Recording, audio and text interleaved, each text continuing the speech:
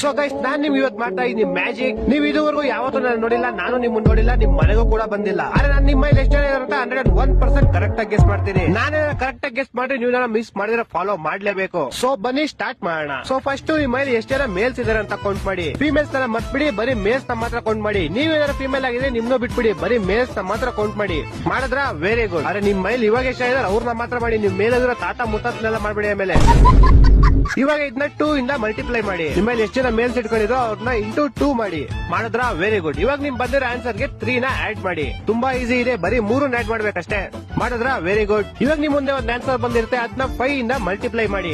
ಏನಿಲ್ಲ ಗುರು, ಈಸಿನೇ. ನಿಮ್ ಕಷ್ಟ ಅನ್ಸರೆ ಕ್ಯಾಲ್ಕುಲೇಟರ್ ಯೂಸ್ ಮಾಡಿ, ಆರಾಮಾಗಿ ಮಾಡಬಹುದು ಗೈಸ್. 2ನೇ ಕ್ಲಾಸ್ 3ನೇ ಕ್ಲಾಸ್ ಮ್ಯಾಥ್ಸ್ ಇವೆಲ್ಲ.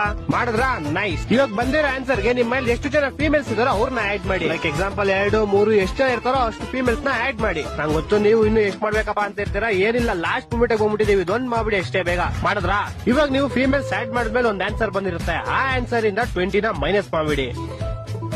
ಮಾಡಿದ್ರ ಓಕೆ. ಇವಾಗ ಲಾಸ್ಟ್ ಸ್ಟೆಪ್, ನೀವು -20 ಮಾಡಿದ್ಮೇಲೆ ಒಂದು ಆನ್ಸರ್ ಬಂದಿರುತ್ತೆ. ಆ ಆನ್ಸರ್ ಗೆ ಇವಾಗ +5 ಮಾಡಿ. ತುಂಬಾ ಈಸಿ, ಬರೀ 5 ನ ಆಡ್ ಮಾಡ್ಬೇಕಷ್ಟೇ.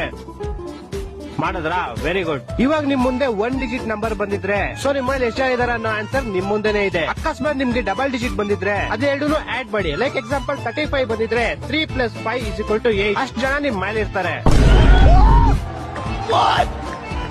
ಆನ್ಸರ್ ಕರೆಕ್ಟ್ ಆಗಿ ಬಂದಿದ್ರೆ ಕಮೆಂಟ್ ಅಲ್ಲಿ ಕರೆಕ್ಟ್ ಅಂತ ಕಮೆಂಟ್ ಮಾಡಿ, ನನ್ನ ಫಾಲೋ ಮಾಡೋದು ಮಾತ್ರ ಬರೀಬೇಡಿ. ಅಕಸ್ಮಾತ್ ನಿಮ್ ಆನ್ಸರ್ ತಪ್ಪು ಬಂದಿದ್ರೆ ನಿಮ್ದೇ ಏನೋ ಕ್ಯಾಲ್ಕುಲೇಷನ್ ರಾಂಗ್ ಆಗಿರುತ್ತೆ. ಮತ್ತೆ ವಿಡಿಯೋ